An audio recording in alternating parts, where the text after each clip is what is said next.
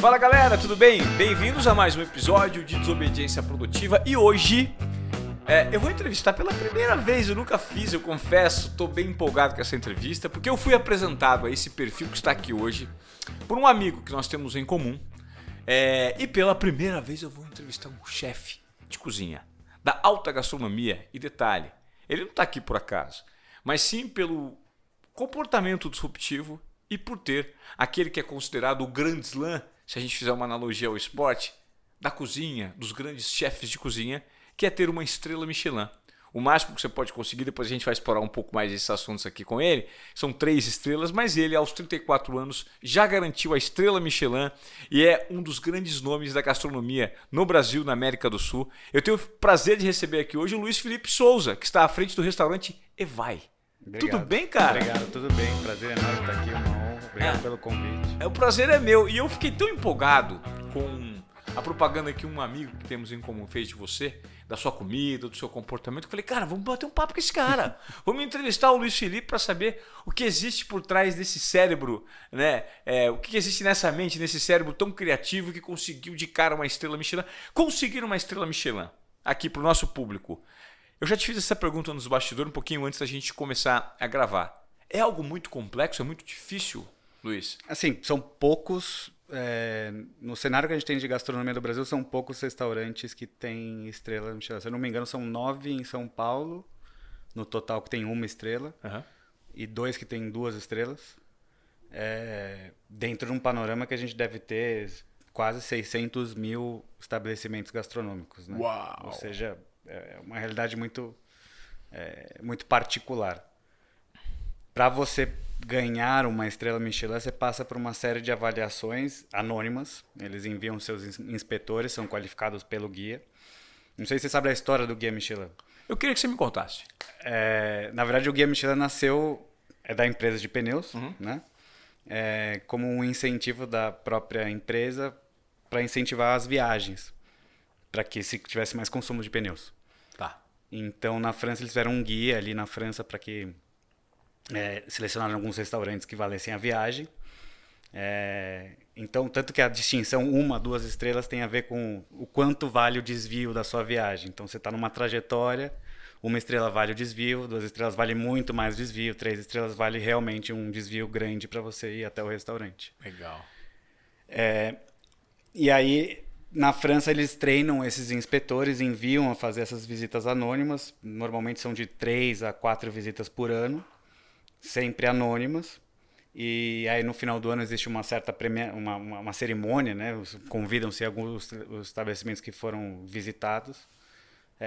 Uma vez por ano, você sabe, pelo menos, que você foi visitado, porque você é chamado ali pelo inspetor, no final da... ele chama? Depois que ele comeu, depois que ele paga a conta, é caricato até. O cara vai até a porta. Quando ele chega na porta, encosta na maçaneta, ele fala, você pode chamar o dono do restaurante ou o chefe de cozinha, por favor? E aí, quando você chega para conversar com ele, ele te traz um formulário, porque você tem que autorizar, né? Que você quer participar do guia ou não, porque tem que partir de você querer participar. Caramba, cara. E quando tem a cerimônia, você não sabe se você ganhou uma estrela, se você perdeu a sua estrela, se você não ganhou nada, você só é convidado. Então é como se fosse uma cerimônia de um Oscar, assim. Você está lá sentado com toda a academia, com os nossos colegas, todos os amigos, e vão chamando restaurante por restaurante de acordo com a premiação. Cara, eu tô escutando aqui na internet enquanto você me explica.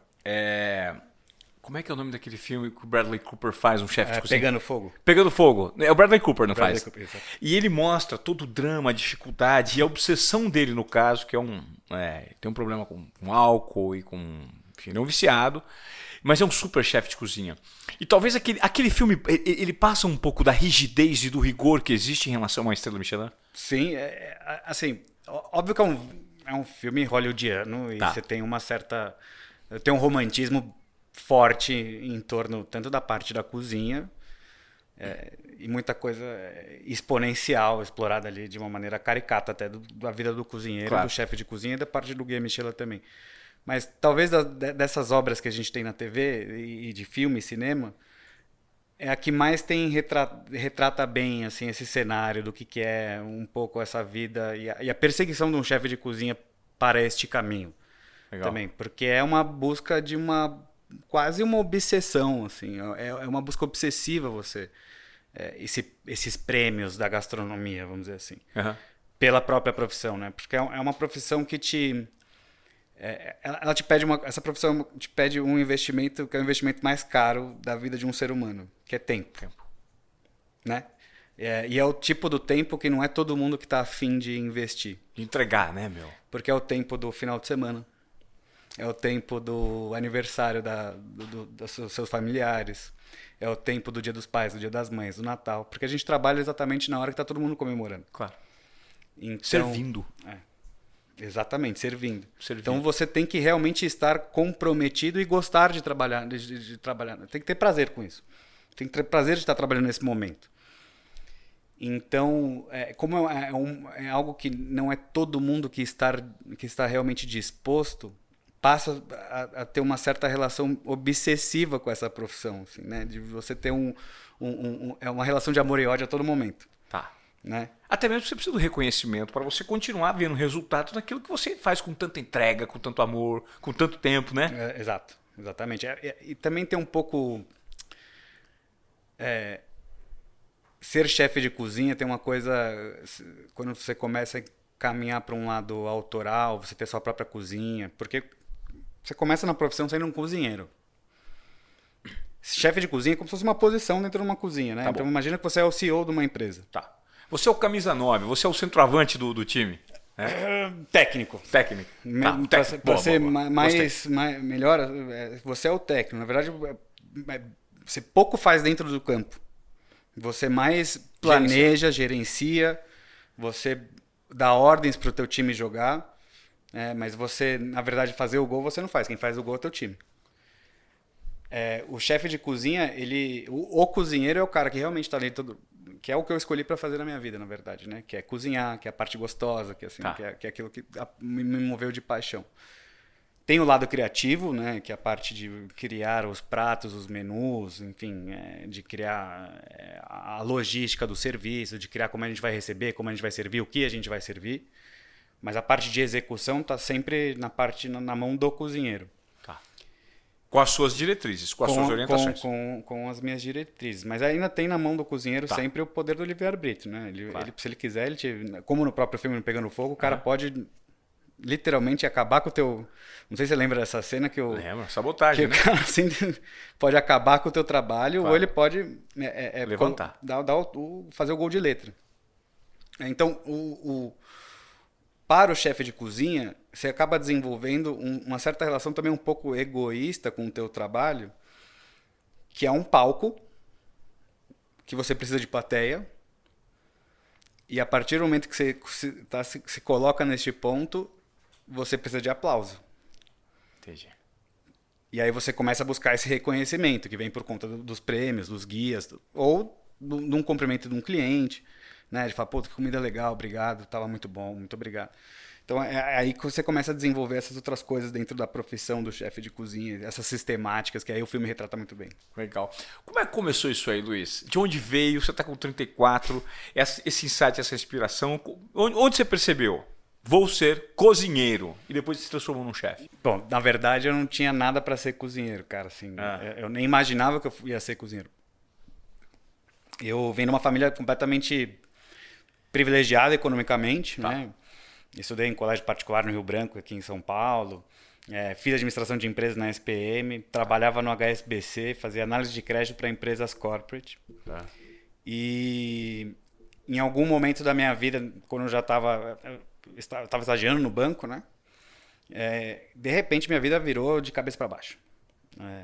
Minha mãe e meu pai se separaram. Minha mãe e meu pai descobriram que tinham câncer no intervalo de 20 dias. Os dois? Os dois. Uau. Minha mãe com na mama, super operável, uma coisa super tranquila, que para ela foi até eu até brinco com ela que foi um upgrade, porque tirou as mamas e colocou uma prótese, ficou linda, maravilhosa. Legal. O meu pai já não, meu pai não teve a mesma sorte, ele estava com câncer na próstata, já em metástase, já diagnosticado com uma sobrevida muito boa. Se ele tivesse uma vida de monge, mas meu pai sempre foi um cara muito boêmio. O que para ele foi uma escolha de vida onde ele quis viver a vida até o último momento da melhor maneira como ele bem quis. O que para mim, né, no alto da minha maturidade de 19 anos, foi uma briga, foi uma afronta comigo, né? Porque eu queria meu pai pro resto da minha vida. Hoje, talvez, no alto dos meus 34, talvez eu já pense de uma maneira diferente. Não sei como é que eu queria viver os últimos dias da minha vida. O que também, naquele momento, minha mãe fora de casa, minha relação com meu pai começou a se distanciou muito, porque ele começou a viver uma vida mais boêmia ainda, né?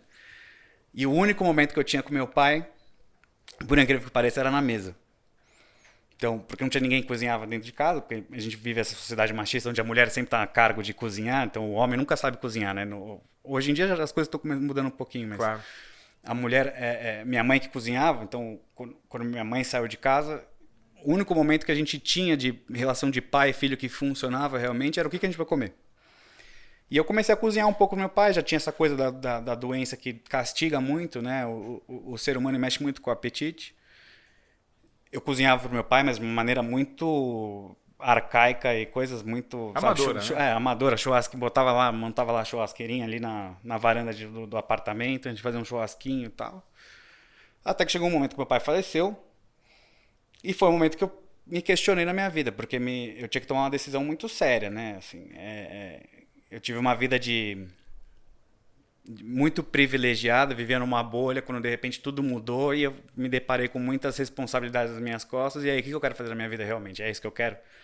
Continuar trabalhando no banco, ter uma carreira de bancário, sentado aqui no escritório na Faria Lima, vendo o trânsito passar. E eu não era muito contente. Na época eu namorava uma menina que era advogada, advogada até hoje, mas e me deu a maior força assim naquele momento.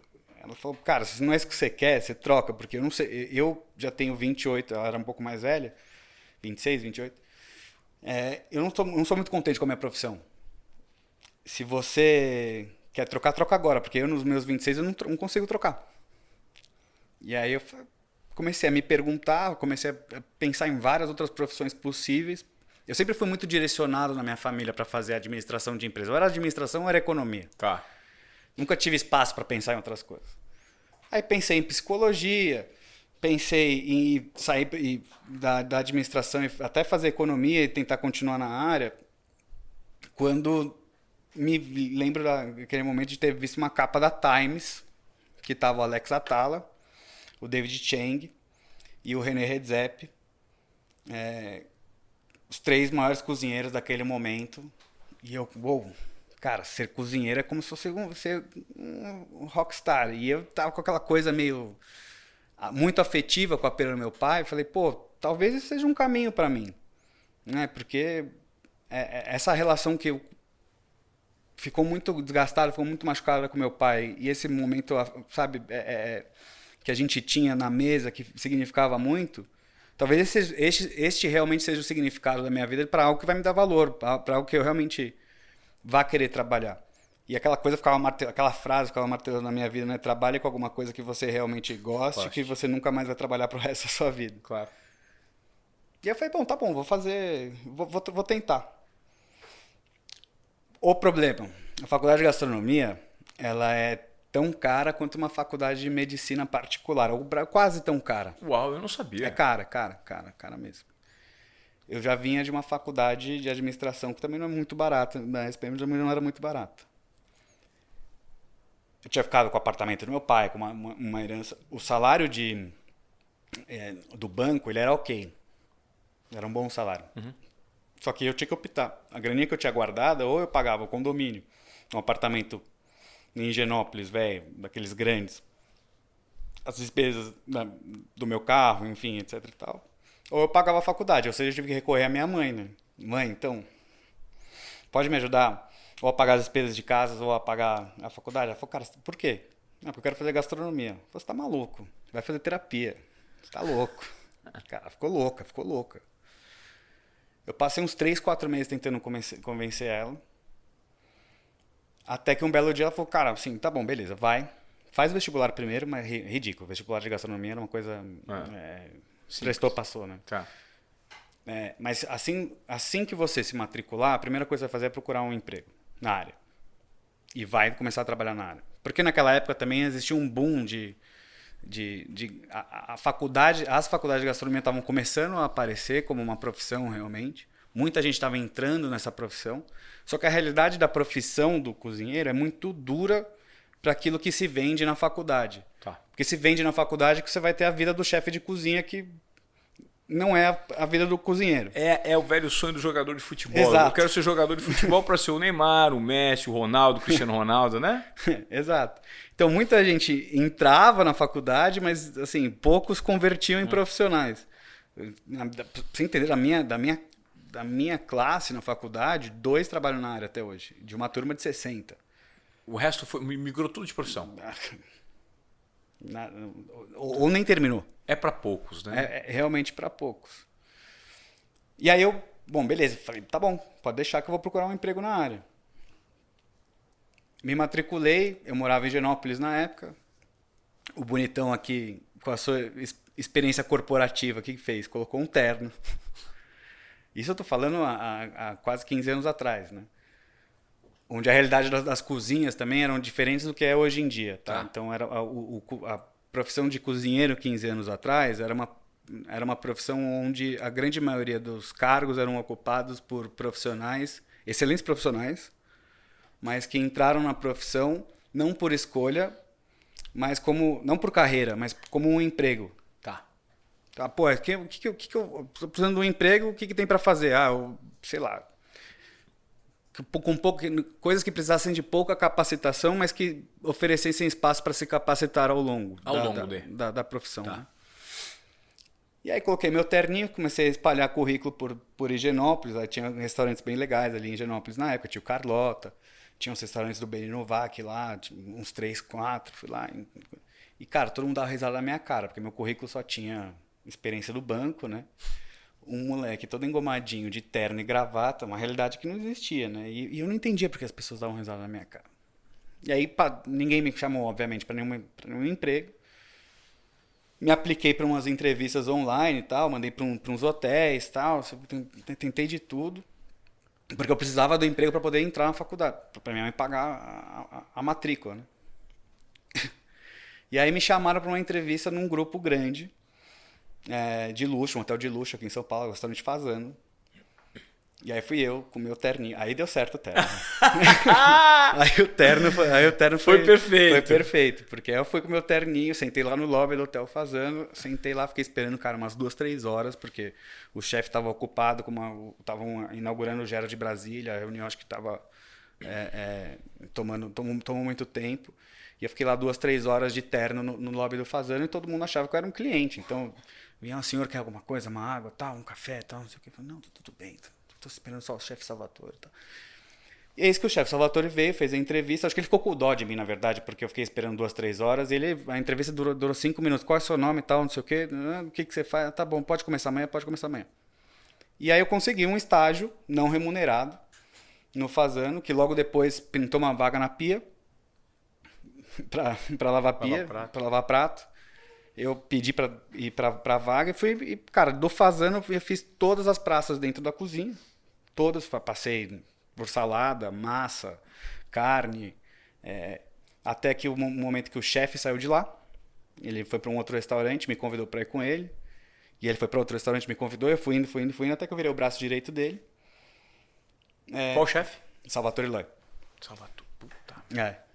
Você pegou um cara grande de cara, né? Deu uma sorte, foi uma sorte da minha vida, assim, foi uma sorte violenta. E engraçado que, assim, o Salvatore Eloy é um cara, uma figura paternal enorme. E eu tava naquele momento também, tinha até acabado de perder meu pai. Eu adotei ele como uma figura, como um pai para mim. Né? Figura masculina de referência. Totalmente. E ele me proporcionou todas as plataformas possíveis para eu virar um super profissional.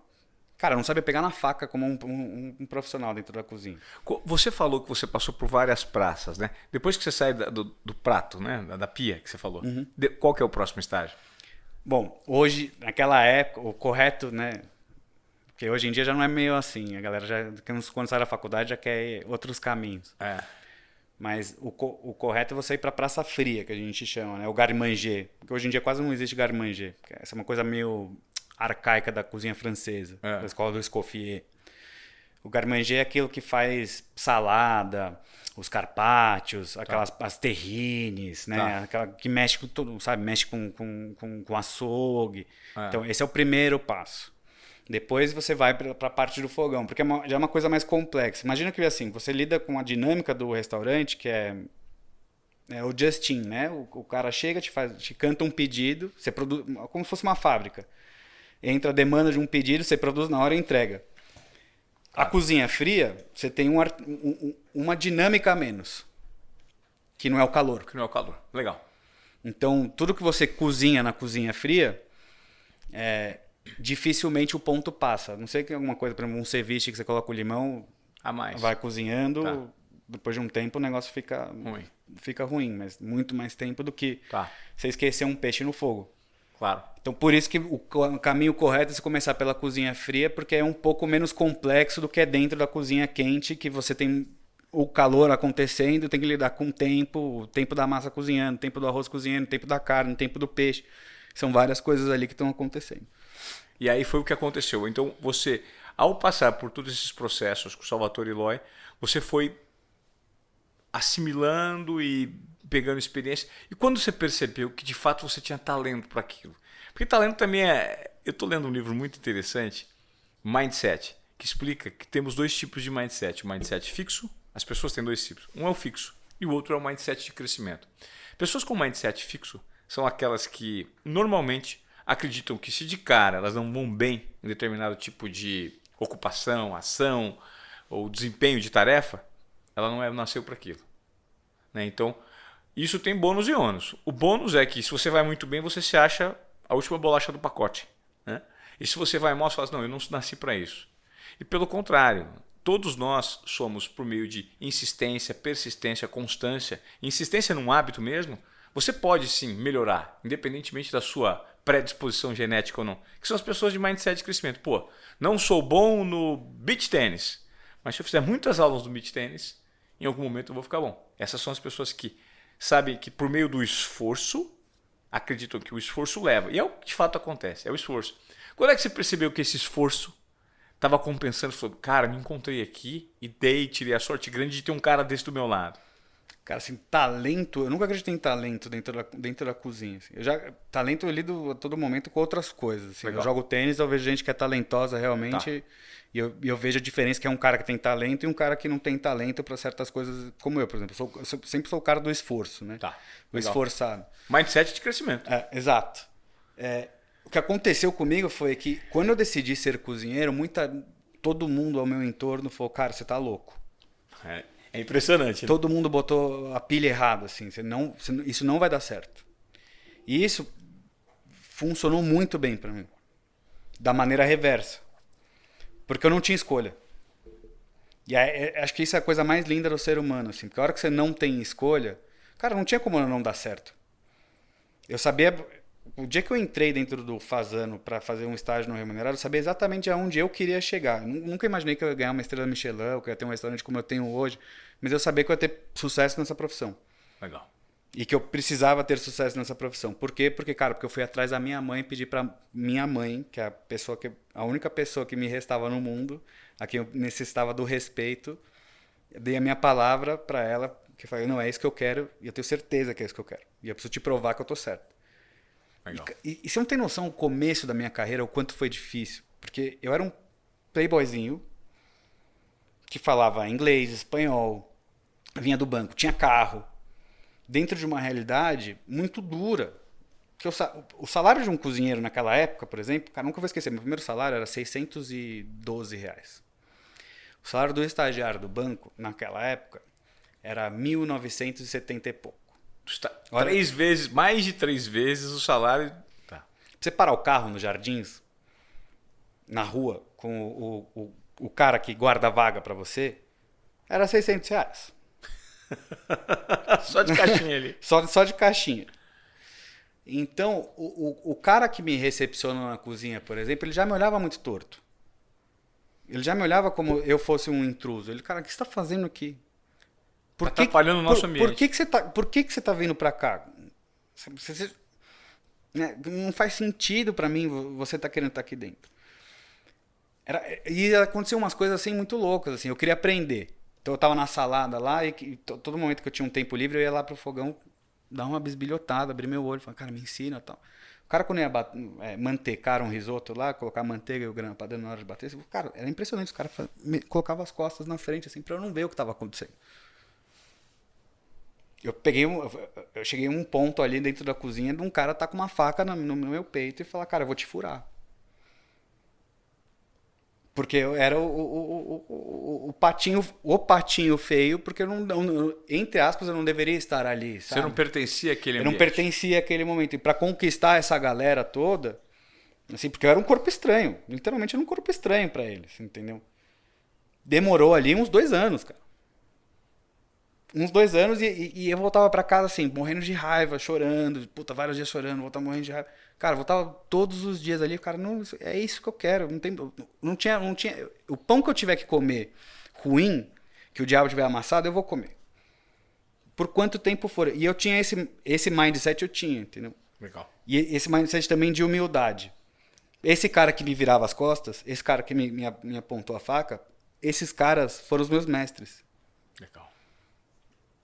E mesmo ainda, sabe, diante dessas situações, eu queria aprender com eles. Eu queria conquistar eles. Conquistar o respeito deles. Eu não queria ferrar com os caras, eu não tinha ódio dos caras. Era outra realidade, assim, outra cabeça, assim, pra mim. Legal. E aí, nesse processo todo, quando é que aconteceu que você foi crescendo e nesse acompanhamento com o Salvatore, você percebeu que o negócio tinha dado bom, assim? Teve depois de alguns anos, tinha um equipamento que ficava ali parado dentro da cozinha do Fazano lá, que era uma caixa estranha ali, que eu perguntei pro chefe, o que é esse negócio aí? Que já faz um tempo que eu tô vendo aqui e ninguém usa. Ele, Felipe, isso aí é um Roner. Roner. O quê? Roner. Roner. É o que hoje chamam de sous vide, né? Aquele que faz a cozinha a baixa temperatura. Que é um equipamento, um termocirculador que cozinha dentro de um banho-maria, você cozinha dentro de embalagens seladas a vácuo ou direto na água mesmo, mas com uma temperatura super controlada. Tá. Naquela época, poucas pessoas sabiam dominar essa técnica e o chefe não sabia. E aí, na verdade, assim, eu acho que o meu talento, ou a minha inteligência, não era... surgiu desses momentos, assim, que era olhar para onde ninguém estava olhando. Eu falei, mas chefe, por que você não usa? Ele falou, porque eu não sei mexer. Cara, cheguei em casa naquele dia, pesquisei na internet, falei, cara, o que é isso, tal, não sei o quê, quem ensina, tal. Nova York tem um curso. Chefe, nas minhas férias, tô com 2 férias acumuladas.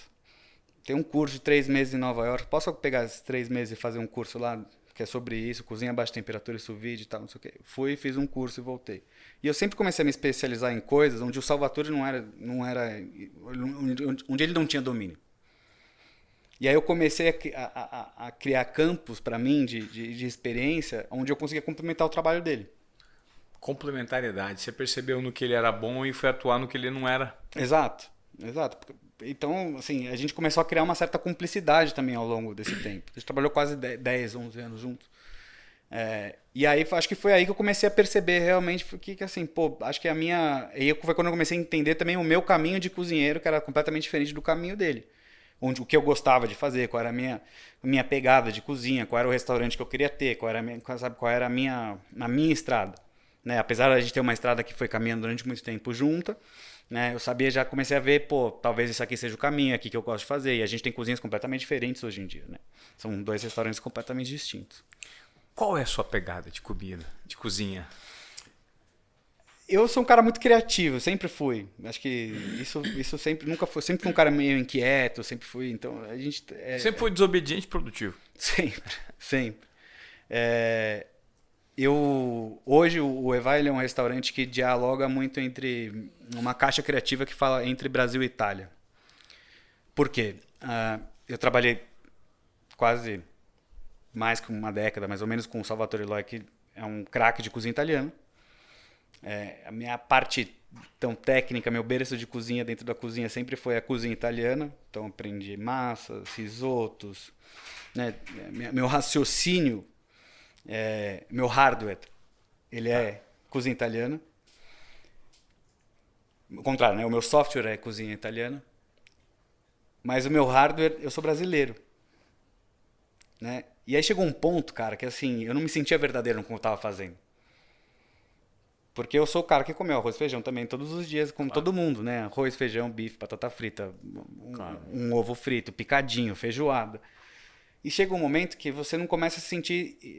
Aí entra a parte da autoralidade, aquela coisa que eu estava falando, né? Assim, você não se sente expresso dentro de um prato, expressivo dentro de um prato, expressivo no seu trabalho. Uhum. Porque, querendo ou não, o italiano ele vive a sua própria cultura. É uma cultura linda, maravilhosa, que eles têm, assim, séculos de cozinha. Por mais que eu faça uma carbonara perfeita, tecnicamente, com os produtos corretos, com ponto de cocção correto e te sirva, para ele tem um valor cultural que é completamente diferente do que é para mim. Você nunca vai atingir. Eu nunca vou atingir. E eu nunca vou fazer a comida da nona. Claro. Dele. Claro. E o que ele tem de memória da comida da nona, da terra dele, etc e tal. Simbologia, né? Exato. Eu nunca vou conseguir colocar isso num prato. Eu participei de um concurso também de gastronomia que chama Bocuse d'Or. Em 2017. Começou em 2016, né? E foi até 2019. O Bocuse d'Or é como se fosse as Olimpíadas do mundo da cozinha. Tá. Então, eu fiz a etapa do Brasil, a gente passou para as Américas e a gente chegou na final, que foi em Lyon, em 2019. E é um concurso que você representa o seu país. E aí, nesse momento, eu cozinhava, eu já tinha o Evai na época, né? Então, eu fazia a cozinha... O Evai nasceu como um restaurante 100% de cozinha italiana. Eu cozinhava à noite no Evai comida italiana. E para a prova, que é uma prova de 5 horas e 35, cronometrada, super técnica, etc e tal, a gente fazia cozinha brasileira porque você representava o seu país. Eu me sentia mais feliz na prova do que no meu trabalho. Tá. E aí isso começou a mexer comigo, né? Eu cozinhava 16 horas por dia, trabalhando absurdamente, e eu só era feliz numa parte, na outra parte chegava de saco cheio do meu trabalho, do meu sustento. E quando terminou o Bocuse d'Or, eu fiquei com aquilo na minha cabeça. Falei, eu preciso trazer um pouco. Eu não posso mudar o Evai, porque ele já tinha quase 2 anos, né? E já era um restaurante que já era premiado até pela cozinha que tinha. Mas eu queria ter alguma coisa que me realizasse, que fosse um pouco mais verdadeira. Então, eu tentei encontrar em um certo momento uma junção entre cozinha brasileira e cozinha italiana. E a gente tem uma história linda dentro de São Paulo de imigração italiana. Sim. Né? A gente tem 1/3 da nossa população, ela tem, de uma certa maneira, ou ela é legitimamente tem herança italiana, direta ou indireta. A gente tem mais italianos em São Paulo do que em Roma. Assim, é impressionante. É impressionante isso. Eu sou italiano, eu tenho passaporte italiano, sou italiano. Exato. Eu tenho, meu tataravô é italiano, mas eu não consigo passaporte. Então, eu comecei a estudar um pouco dessa linha, nessa trajetória, do como essa cozinha viajou, chegou aqui como os italianos chegaram aqui no Brasil e como essa cozinha se desmembrou. E aí tem umas coisas que eu comecei a achar que eu achei uma maluquice e de uma curiosidade incrível. Por exemplo, o filé parmegiano. É uma coisa que não existe na Itália, mas todo mundo acha que é cozinha italiana. Tem palha italiana. Palha italiana não tem nada a ver não tem nada a ver na Itália. Enfim, entre milhões e milhões, na festa da Queropita, por exemplo, tem um monte de quitutes que se servem lá, que nem existe, são italianos originais, mas não se existe mais na Itália, porque todo aquele povo veio para cá. Na Queropita, eu já fiz muita festa Queropita. Então, eu comecei a estudar toda essa herança cultural, esse trajeto cultural, e comecei a criar paralelos entre Brasil e Itália que são autênticos. Então, hoje, o Evai ele trabalha realmente, né, dentro dessa caixa criativa de relações entre Brasil e Itália, que ora a cozinha é mais brasileira, ora a cozinha é mais italiana, como se eles continuassem ainda se dialogando, se transmutando ao longo do tempo.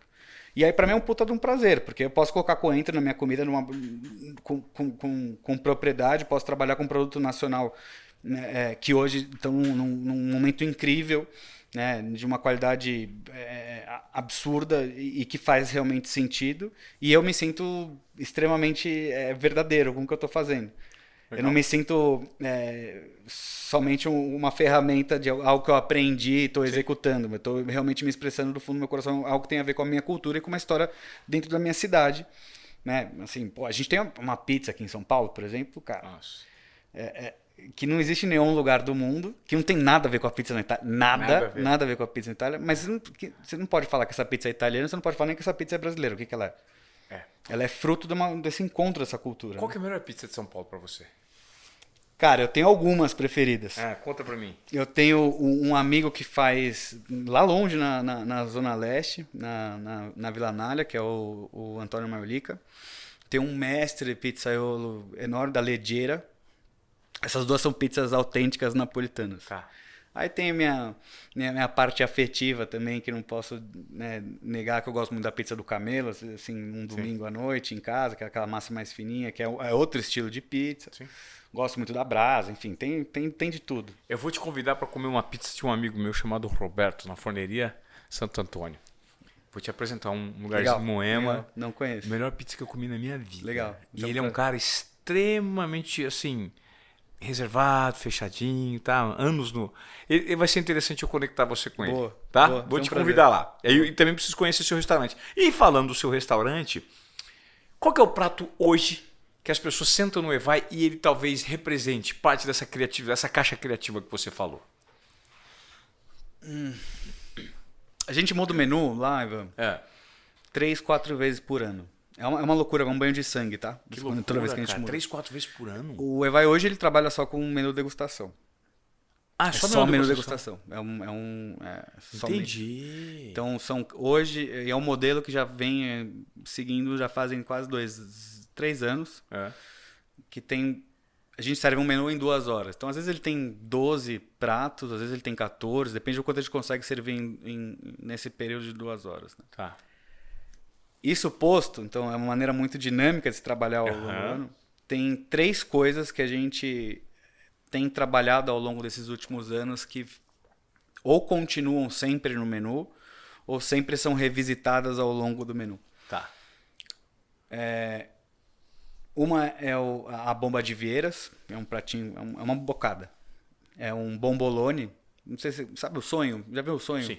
Sonho de padaria? Sim. Na Itália isso se chama bombolone. Bombolone.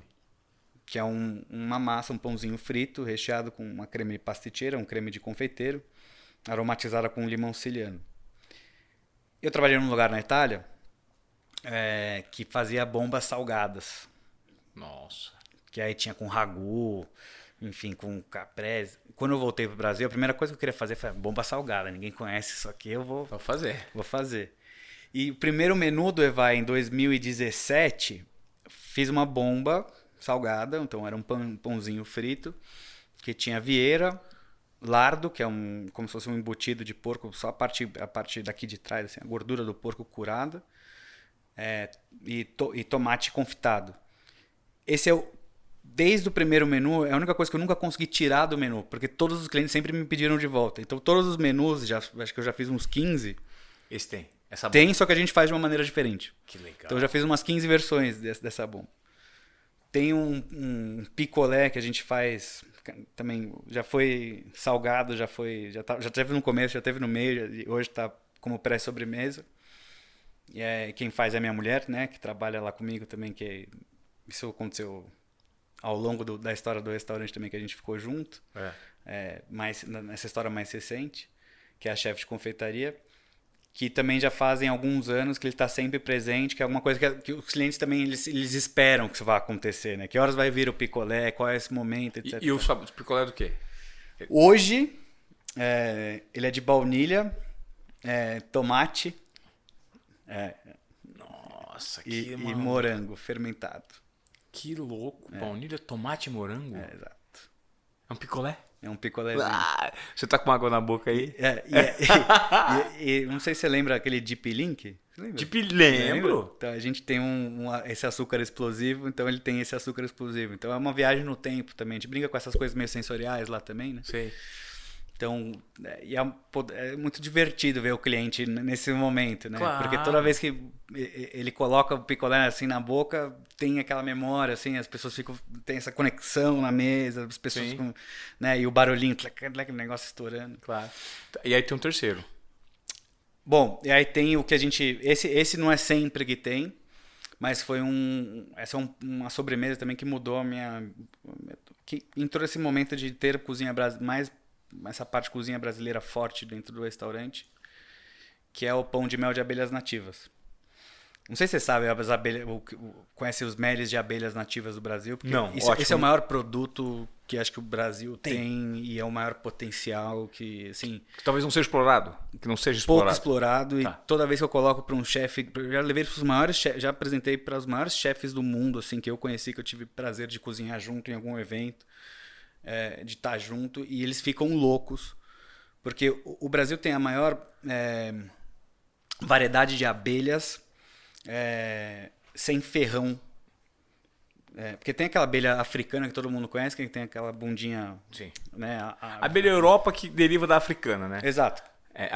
Isso aqui é a abelha Europa, que tem aquela bonitinha que todo mundo... É aquela abelhinha ali, ó. Exato. Nós temos exato. Essa é a abelha Europa que deriva da africana, que tem um nível de agressividade maior. Exato. Que é uma abelha predadora. Sim. As abelhas têm uma função crucial no ecossistema. Já as meliponas, essas são essas abelhas sem ferrão, qual a diferença dos meles entre essas duas abelhas?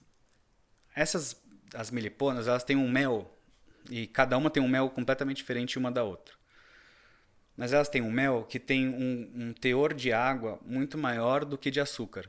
Jataí, por exemplo. Jataí. O que acontece com esse mel? Ele fermenta muito rápido. Para um cozinheiro isso é incrível. Por quê? É bom? É incrível, porque isso vai trazer complexidade para o mel, vai trazer mais complexo e vai trazer mais acidez, vai trazer acidez. Que é o que todo cozinheiro fala, né? A acidez é muito importante porque ela limpa o paladar, deixa as coisas mais leves, deixa mais interessante, faz você salivar na boca. Sim. Só que quando a gente tem mais de 300 tipos de abelha, estou falando mais de uma paleta de cores, falando de mel, uma paleta de 300 cores diferentes dentro de mel. E isso é uma coisa incrível. E aí esse pão de mel de abelhas nativas que a gente faz, a gente pegou aquele pão de mel da padaria, aquela coisa que todo mundo gosta, só que é extremamente doce, que tem aquele, normalmente recheado doce de leite, a gente tirou todo o açúcar e só faz com mel, usa 6 tipos de meles diferentes, desconstruído ali, né, daquela maneira mais, bem clichê de chefe de cozinha, que agora complicar as coisas, com várias texturas diferentes, mas usa um mel e uma abelha diferente de uma região do Brasil de uma maneira diferente, sem usar o açúcar, para ressaltar aí esse produtaço que a gente tem. E as pessoas ficam loucas, assim, porque é uma coisa ainda de certa forma desconhecida. Já fiquei muito feliz que você conhece já a Jataí. Sim. E a Jataí é muito forte aqui no estado de São Paulo, principalmente em São Paulo. Mas a gente tem a Jataí, a gente tem a Tiúba, a gente tem a Mambucão, a gente tem... Cara, tem 300 incríveis que estão aí para serem descobertas e serem exploradas. E é muito difícil você encontrar esses fornecedores?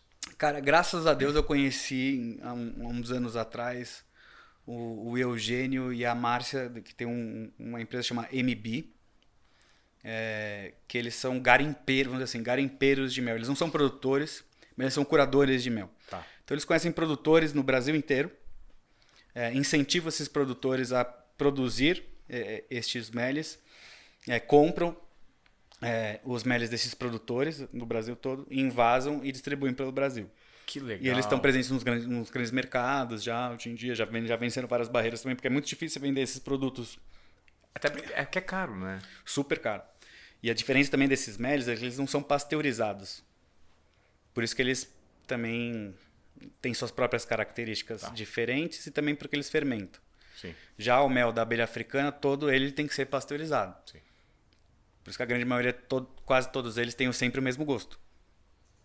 Né? Que é a grande variedade de sabores que esses outros meles... Eu não sabia. Eu aprendi hoje que o coletivo de mel são meles. Plural. Desculpa, o plural. Mas você pode falar mês também, se eu não me engano. Eu acho Melios mais... Me parece mais que eu sou mais inteligente quando eu falo Melios. Passa a sensação que você estudou mais, Melios. Ô, Luiz, cara, que variedade. Então, esses 3 pratos, a gente tudo começou você explicando. Isso é tudo a composição da caixa criativa do seu restaurante. Hoje só abre no jantar? Só no jantar, de segunda a sábado. De segunda a sábado. Tem uma fila muito grande? Tem. Assim, se você hoje for fazer reserva para amanhã, provavelmente não vai ter, a não ser que tenha uma desistência. Então tem uma listinha de espera. A gente só atende com reserva. A gente ainda não tem um país, gostaria muito, né? Mas a gente ainda não tem um país muito comprometido com essa coisa da reserva. Assim, né? É muito difícil você incentivar fazer a reserva. Se você vai sair de viagem, por exemplo, o brasileiro viajando, ele é muito bem educado. Ele é muito, aliás, eu falo com os meus amigos, chefes de cozinha fora do Brasil, eles amam o turista brasileiro. Porque eles falam que são muito bons, são bons clientes, bons pagadores e assíduos. Já dentro do Brasil, o turista ou o brasileiro já não tem esse mesmo comportamento, né? Sim. É engraçado, né? A gente vai para fora, a gente se submete a tudo. Aqui tem que fazer reserva, que saco. Não quero, Não quero. Vou bater na porta do restaurante, não tem mesa, que porcaria de restaurante. Então, o que acontece às vezes é da gente ter alguns no-shows, né? Aquela reserva que foi feita e o cara não foi. Tem gente que faz reserva hoje em dia em 3, 4, 5 restaurantes e decide no final de semana onde é que vai. Claro. A gente cobra uma taxa de reserva lá para fazer no restaurante, mas às vezes nem isso é o bastante. Então, o que acontece é a gente ter algumas mesas que tiveram no-show e se você tiver a sorte de bater lá na porta e a mesa estiver vaga, a gente obviamente deixa entrar. Legal. Mas pra gente, o que é o importante da reserva, live, e por isso que a gente incentiva muito, é porque o Evai é um restaurante que hoje ele é muito focado nesse mundo no cliente e no mundo da experiência. A gente trabalha com menu degustação. Se, por exemplo, você é um cara que não come glúten ou você não come de maneira nenhuma, você é alérgico, vai morrer se comer cebola crua, X. Cara, o meu menu de 14 passos, ele é feito para você. Então, se você não comer algo ali, eu tenho que me preparar para. Fora isso, a gente entendeu que o Evai hoje não é um restaurante para celebrações especiais. Não, cara, você não vai lá para comer no dia a dia. No dia a dia. Você não volta lá em menos de 3 meses, a gente sabe disso. E as pessoas se elegem, pô, é um dia especial, eu vou lá. Legal. A gente já entendeu isso. Então a gente prepara.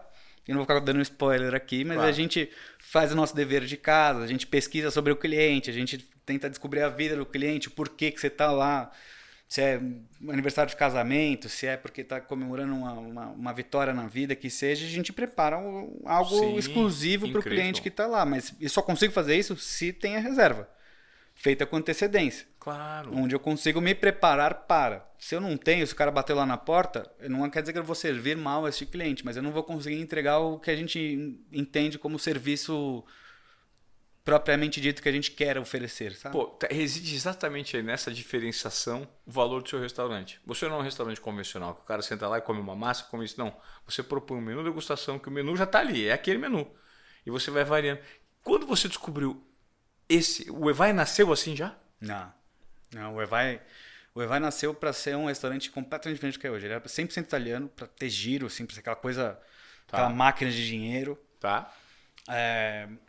Só que eu sempre tive essa coisa meio criativa / moderna, que era um pouco disruptiva no momento 2017, assim, uma cena de São Paulo que não tinha muito essa característica, que puxa um pouco para esse lado de cozinha contemporânea do que estava acontecendo fora do Brasil. Então as pessoas tinham um pouco dessa expectativa do menu degustação, sabe? Elas queriam um pouco, começaram a me pedir, os clientes começaram a me pedir um pouco essa... Tanto que a carta de vinhos do Evai no começo era muito fraca. Dá até vergonha, assim, não é vergonha, mas assim, os vinhos eram vinhos de 190, 150 reais, aqueles vinhos bem fuleiros mesmo. E a maior reclamação que eu tinha era a minha carta de vinhos. Então a gente começou a investir, conforme as reclamações, as críticas, foram as melhores coisas que aconteceram na minha vida, sempre foram as críticas. Chegavam, eu ia, né, entendendo as críticas e investindo conforme as críticas chegavam. Então, primeiro foi a carta de vinhos, depois foi o serviço, porque era aquele serviço mais garçom, sabe? Com uma bandeja, 5 pratos aqui, a gente começou a deixar o serviço mais lento, mais atencioso, ter mais metros, aquela coisa mais pessoal, e foi evoluindo até o momento que chegou hoje. Legal. Quantas pessoas cabem no restaurante? A gente começou o Evai, isso é louco, né? A gente começou o Evai... Cara, a gente começou o Evai com 110 lugares. É o mesmo espaço até hoje, tá? Dividido em 2 andares. Tá. Hoje o Evai tem 51 lugares. Nossa, cara. É louco, né? Louco. A gente atendia numa sexta-feira, quem trabalha comigo desde o começo, a gente sempre faz essa comparação. A gente atendia numa sexta-feira, dias recordes, assim, à noite, 160 pessoas, 170. É uma loucura. Loucura. A gente prato, pra essa coisa que você não conseguia dar atenção, só colocava, não conseguia provar tudo e só ia. E hoje a gente atende 50 pessoas por noite. Que pra gente é uma... Parece que tá trabalhando até na lua, assim, em slow motion, sabe? Aquela coisa gostosa, que tem tempo de dar atenção, de fazer tudo com carinho. Isso é algo que você construiu. É um modelo de negócio que você construiu. Exato. E foi esse modelo de negócio que possibilitou você ter a estrela Michelin. Sim. Aliás, um pouco, na verdade, transitório. A estrela me encaminhou para isso. Quando a estrela chegou... Quando foi? 2018. Se não tô me enganando. 2018 para 2019. Quando a estrela chegou, a gente estava num momento mais de ascensão assim, do restaurante. Vinham prêmios e prêmios, muitas críticas positivas, os clientes gostando. Ainda não era o menu degustação? Não, a gente tinha o à la carte e o menu degustação, que que é o pior panorama para um restaurante do mundo. Isso eu posso falar, cara. Porque você tem que se especializar no que você quer oferecer para o seu cliente. Ou você é um restaurante que oferece à la carte e você é muito bom nisso, ou você é um restaurante de menu degustação e você é muito bom nisso. Fazer as duas coisas ao mesmo tempo é a mesma coisa se você tiver duas operações completamente distintas no mesmo lugar, acontecendo ao mesmo tempo. Não funciona. E vocês funcionaram. E a gente funcionava. Era uma loucura, mas isso era uma loucura absurda. Depois que veio a estrela, porque é meio louco falar isso. Quando a gente ganhou a estrela, não mudou nada no restaurante, tá? Nada. Tá. Porque, na verdade, os caras passaram um ano avaliando um restaurante e no momento falaram, tá aqui o teu carinho, beleza. Para o cliente mudou muito. Era como se, tá bom, agora beleza. Entendi. Agora esse restaurante é melhor ainda. Agora esse restaurante pode fazer o que ele faz, sabe? Algumas coisas começaram a mudar. E isso nos permite, o mix de venda começou a mudar. Então, mais menu degustação do que prato à la carte, mais vinho, mais outros vinhos, né? O ticket começou a subir. Então, aí foi o que começou a me possibilitar ter o que a gente tem hoje. Esse modelo de experiência. Sim. Porque hoje você, do nada, vai abrir um restaurante dentro do cenário, em São Paulo, com esse estilo, assim, com essa só menu degustação. Tá? Cara, é loucura. Do nada, assim, é loucura. É suicídio, né? É suicídio. Ou se é muito pequenininho, assim, tipo, 6 lugares, sabe? Aquela coisa bem exclusiva, que as pessoas se matam pra ir, porque e é um segredo, que é aquele bochicho. Claro. Que 6 lugares, tudo bem, você vai ter gente todo dia. Ou, cara, é suicídio. Você passou a cobrar mais caro depois da estrela Michelin? Isso te dá uma chancela de você subir o preço? Na verdade, eu não... Pra ser mais justo, assim, não é que eu comecei a cobrar mais caro, mas eu comecei a cobrar o mais correto. Legal. Sim. Quando preço é relativo, não, né? Porque, preço assim, e valor. Tem uma métrica dentro do nosso meio, né, que a gente, quando a gente fala de comida, que é o CMV, né, que é o custo de mercadoria vendida. Para um restaurante ser saudável, no máximo, para ele funcionar hoje em dia, você tem que cobrar 30%. Ou seja, se eu vendo um prato a R$100, ele me custou 30 só de mercadoria. No máximo, R$30. Tá? Se você me vende a 100, ele tem que de mercadoria custar 30. Exato. Tá. Naquela época, cara, a gente brigava muito para manter o CMV até 35, antes de ganhar a estrela. Quando a gente ganhou a estrela, eu consegui subir 5%. Entendi. O valor do cardápio, tal, do mix, pra gente bater ali 30, 28. Cara, tem restaurante que quando opera muito bem, tá com CMV de 20, 22, 25. Tá. Hoje a gente tem um CMV de 25 lá no Evai, o que não é uma coisa assim astronômica de putz, nossa, que margem maravilhosa. Se eu achasse justo, né, gostaria de vender muito mais, só que a comida hoje está muito cara. Sim. Hoje o jantar no Evai é muito caro, e eu sei disso. É muito caro. Quanto que é o ticket? Você pode falar isso? Quanto que é o R$1.200. R$1.200. Isso, né, médio. Tá. Se você for lá tomar um copo d'água e só o menu, você vai gastar 700. Mas quando você vai para a parte da harmonização, com vinho, etc. Claro, porque o menu também envolve a harmonização. Envolve. Legal. Envolve. Mas é opcional, né? Cada Sim. um tem a sua... E a gente tem níveis de harmonização. Você pode ir numa harmonização que a gente chama de sintonia lá, que vai trabalhar com vinhos brasileiros, biodinâmicos, que são vinhos excelentes, mas que são vinhos que não tem tanta tarimba também, que também no mesmo raciocínio, né? Não são grandes produtores, enfim, de grandes safras reconhecidas, que tem um valor de mercado muito maior, que tem um valor. Ou você vai na outra que chama Magna, que aí são aqueles vinhos canhão, vinhos que você vai tomar uma vez ou duas vezes na vida. Que aliás, é uma experiência super legal, né? Porque é uma oportunidade, que você vai tomar uma taça, 10 taças dessas ao longo do jantar. Sim. Que aí você vai pagar mais caro. Claro. Né? E aí esse mix de venda ali acaba me deixando R$1.200. Porque tem mesa lá que gasta R$5.000 por pessoa. Porque coloca caviar, o Wagyu A5 do Japão, que a gente tem uns adicionais ali. Tá. Vai tornando a experiência mais cara, o jantar mais caro. Legal. Ô Luiz, e você falou algo muito interessante, que é, você chegou lá. Você garantiu uma estrela Michelin. Você pode subir, garantir segunda, terceira, que é o objetivo de todo chefe no Brasil, não tem nenhum com 3 estrelas aqui. Mas a pergunta que eu te faço, você pode perder essa estrela? Pode. Como? As avaliações... Hoje o guia no Brasil, ele se encontra numa pausa. Né? Depois da pandemia,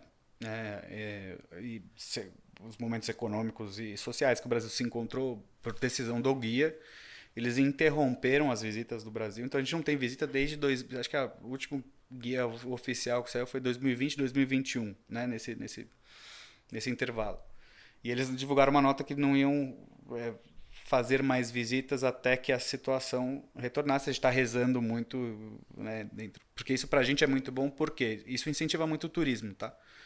A gente chama de turismo food, mas isso é uma veia muito forte do turismo. Tem gente que viaja o mundo todo para comer em restaurantes Michelin.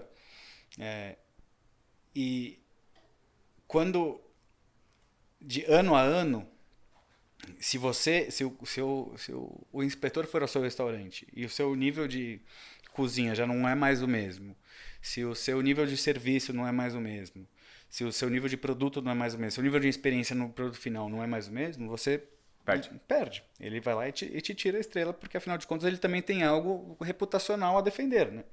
Afinal de contas é como se fosse...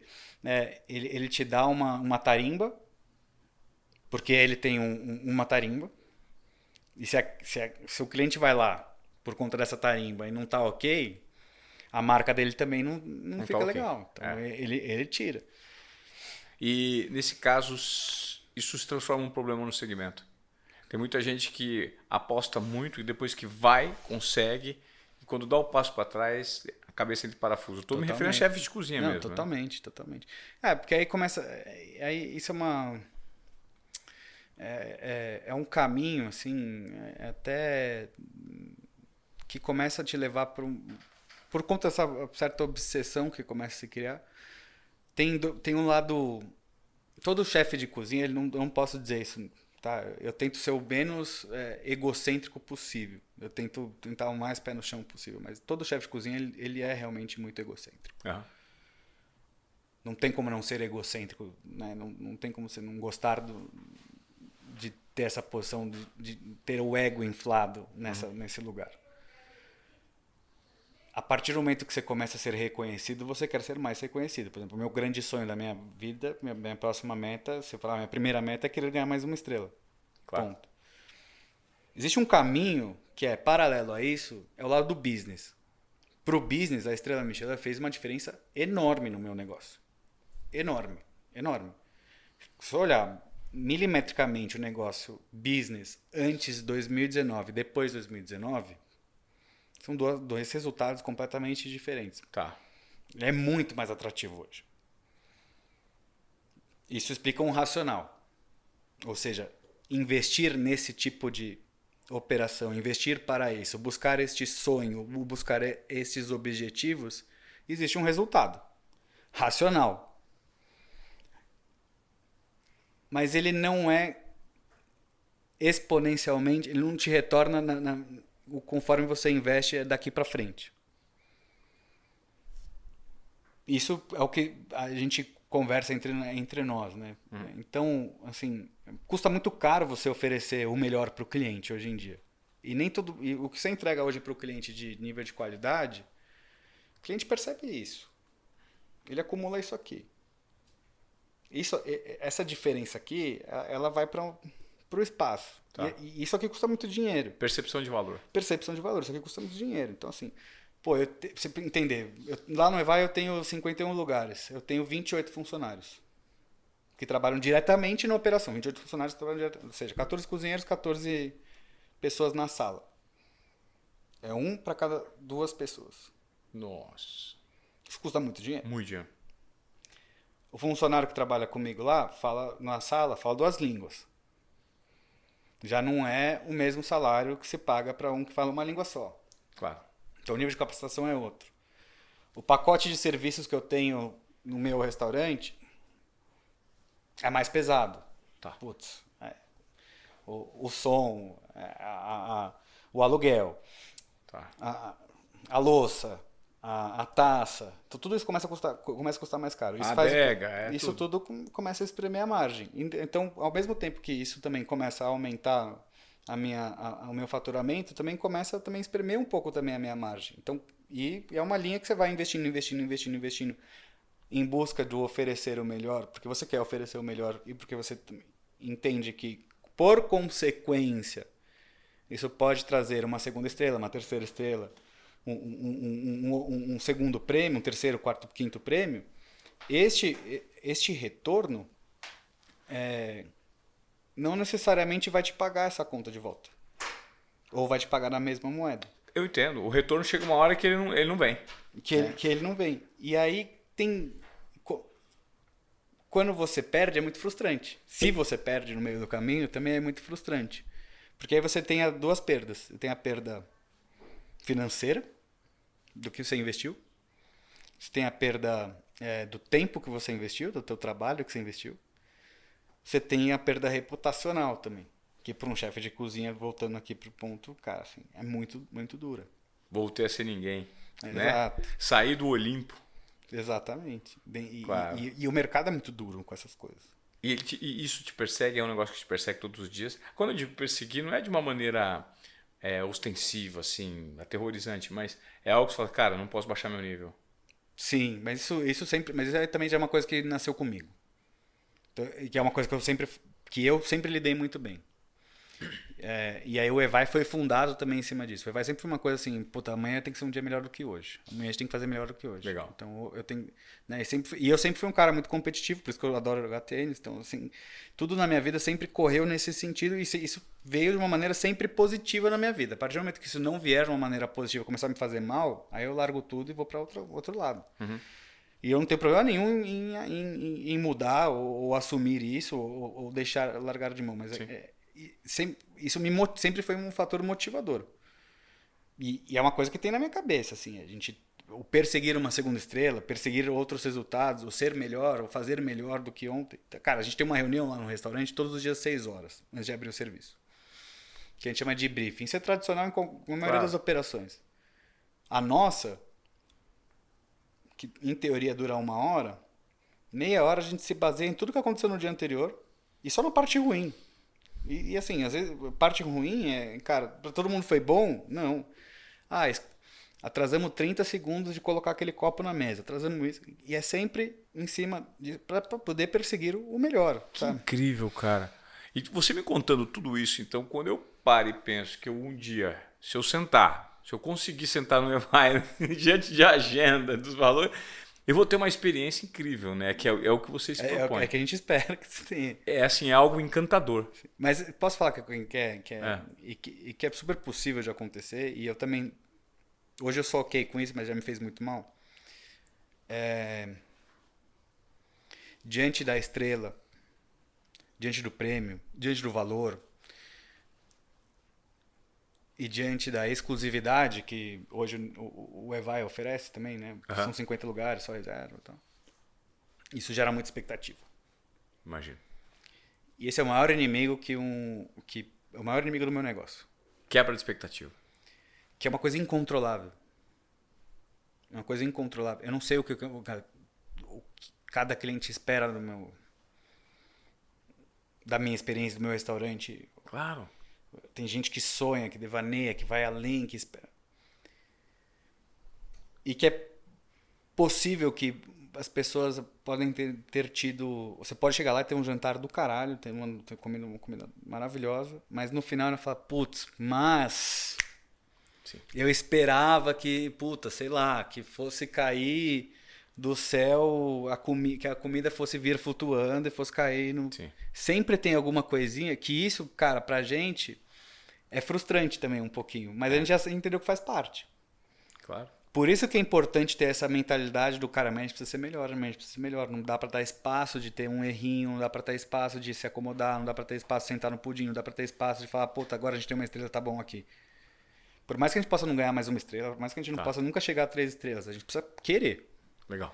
E precisa estar afim, e posso falar o que é o mais legal, assim, e precisa gostar de querer. Legal. Precisa gostar de querer perseguir mais. Porque senão, cara, isso passa a ser uma coisa meio ruim pra todo, sabe? Nociva, né, cara? Exato. Começa a trabalhar mentalmente em algumas questões. Vira pressão, e eu não gosto de pressão. Uma pressão, uma obsessão que se transforma numa pressão que aí não, né? Exatamente. Fazer por prazer é muito mais gostoso, exatamente. Né? Que legal. Você acredita que hoje, pra gente terminar, esses movimentos de ser mais autoral na cozinha... por exemplo, você é um precursor, você quebrou, né? Você furou a bolha, você, por meio da história que você compartilhou com a gente aqui, você mostrou a dificuldade, de onde você veio, o que você queria alcançar, e gostaria de, antes, né, de fazer a pergunta, te parabenizar pelo que você tem gerado de transformação, porque você acabou, acredito que você seja um exemplo para muitas pessoas que querem seguir, né, essa vertical, essa trilha. Hoje o mercado está mais receptivo para perfis que querem traçar esse nível de espontaneidade na cozinha? É difícil te responder isso. Porque eu acredito que... tem um livro que é incrível, que não tem nada a ver com gastronomia, mas o título do livro é a maior verdade sobre a gastronomia do mundo. O paladar não retrocede. Você já viu esse livro? Nunca vi esse livro, mas o paladar, depois que você atinge um nível... eu acho que não é só o paladar. Além do paladar, nível de consciência. Está ligado ao paladar. Né? Se você aprende a gostar do que é bom, você nunca vai mais voltar a gostar do que é ruim. Esse livro não tem nada a ver com gastronomia. É de um executivo brasileiro que trabalhou numa marca de luxo, de marketing.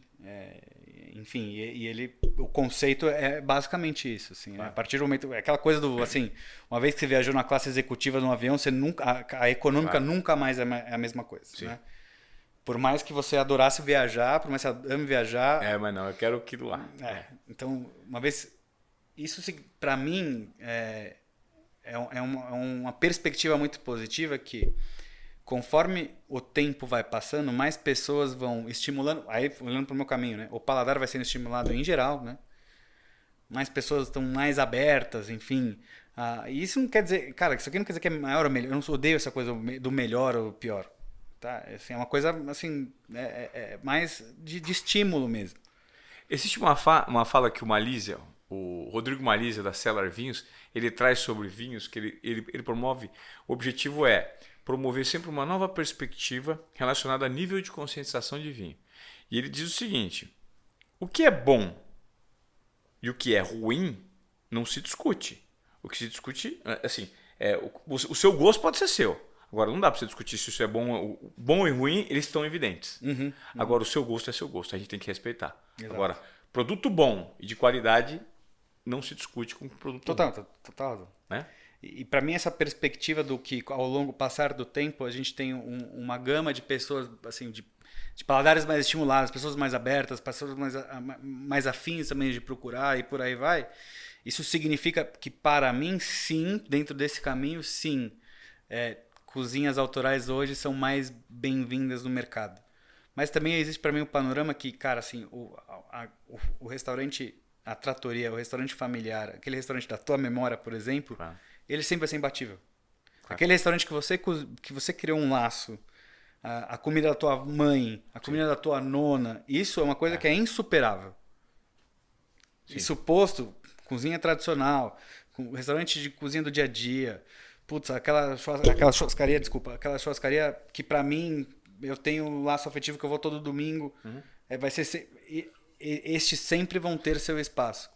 Indo pro lado sabendo disso, indo pro lado de cozinha autoral, você tá indo para um lado que assim, tem que ter outro negócio. Eu cozinho para as pessoas, para os meus clientes, uma vez por ano, cara. E eu tenho que estar feliz com isso.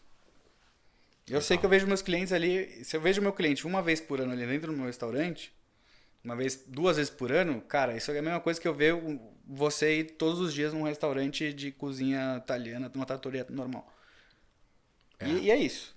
Então, claro. Assim, é um restaurante que você não vai ter uma assiduidade, você não vai ter... Né, mas sim, o mercado está mais aberto, sim. E vai estar cada vez mais aberto. Legal. Pô, Luiz Felipe, eu gostaria muito de te agradecer, cara, pelo seu tempo, porque eu imagino que o simples fato de você dar uma entrevista pra gente, que você deve estar com a cabeça lá, pô, tem que fazer a reunião de hoje, porque o atendimento tem que ser perfeito. Vida de chefe de cozinha corrida, né, cara? Já mandei aqui, ó, toda a pauta do dia.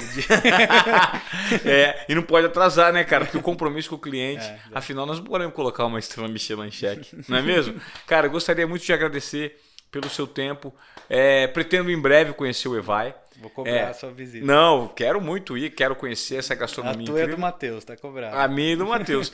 E eu quero também pedir para que você que nos acompanhou até aqui, que você compartilhe esse conteúdo, porque é extremamente rico para a gente ter a amplificação do Desobediência Produtiva por meio do seu compartilhamento natural, orgânico. Hoje a gente veio contar aqui a história do Luiz Felipe, um chefe de cozinha extremamente disruptivo, que veio de um nicho completamente diferente, venceu muitos obstáculos e tem essa história incrível hoje, com um negócio de sucesso, estrelado e com esse mindset, sempre buscando o melhor, né? Então, tomara que essa seja a provocação que você tem, uma das provocações que você tenha recebido aqui no nosso podcast. Sair dessa zona de acomodação que a gente vive hoje, né? Que é exatamente o que você não faz. Exatamente. Né? Obrigado, cara. Foi um prazer. Obrigado. Prazer é meu.